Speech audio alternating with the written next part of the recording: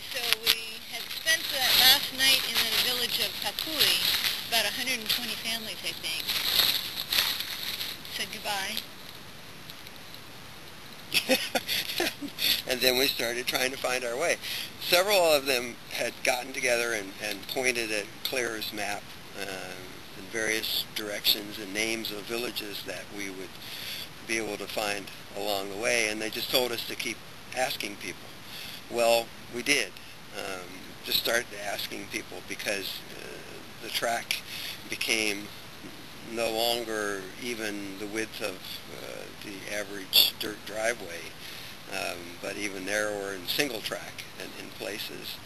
And finally, after a while, there was no one to ask, so we just had to keep following the compass and going straight southeast, southeast, southeast. So I began to have to fight off panic a little bit when the little track just faded away into a rice paddy.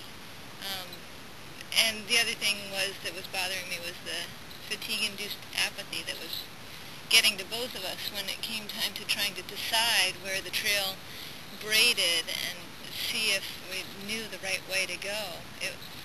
At one point, I went up to a small little house that looked to be like hillbillies, maybe the Lao version of hillbillies, and they just seemed to sort of want us to keep moving along. But we kept working our way along, and the trail at sometimes got a little bit better, and then all of a sudden it would just be gone, and we didn't know where to go or anything. But then there was times when the trail was very established in an embedded, deep rut, similar to what you would see in the Natchez Trace Parkway. You could see underneath a roadbed that had been built there, but no one had been along for a long, long time. And there was trees down, there was bamboo, and Bob kept saying, "Man, nobody's been here in a long time," and that didn't help me much. Yeah, there were no tracks at all, so nobody had been through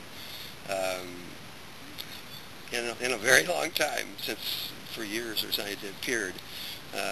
We didn't even see foot tracks in some places.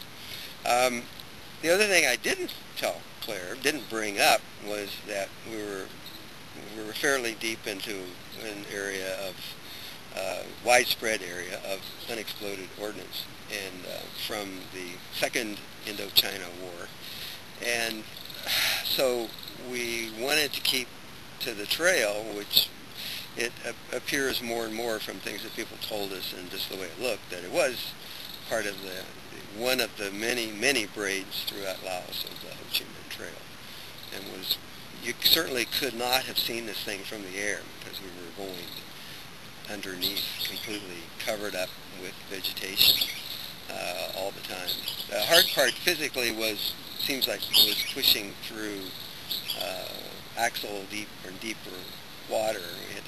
Claire would have to go ahead and carry the panniers. And we would try and ride, and it was the kind where, particularly in a tandem, you ride a little bit and your pedal hits. Somebody's pedal hits. You just can't avoid it. So it became more and more difficult. And it was hard for me to watch Claire become almost emotional. And I just sort of had to think ahead and look for some water. I knew that we were going to need water if we had to spend the night out. And I had no intention of spending the night out there.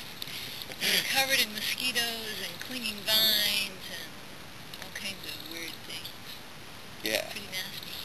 A woman likes her home. I like my bears. She likes having her. You survived the whole thing. But finally we did get to a village. Right before we got to a village that actually had some water for us to buy. We ran across a couple, and the man seemed animated that we were completely lost, that we didn't know where we were. We kept asking for the next town, and he seemed really negative, like he was saying something like, "You can't go there," or "You can't get there from here," or something negative, like this. And I was just close to tears then, because I thought, we can't have come 25 kilometers through this and not be able to make it from here. But we did, and I had a thought today, we're riding along, you never feel so much alive than the day after you thought you might not be alive. One day more than you thought you would live. One day more than you thought.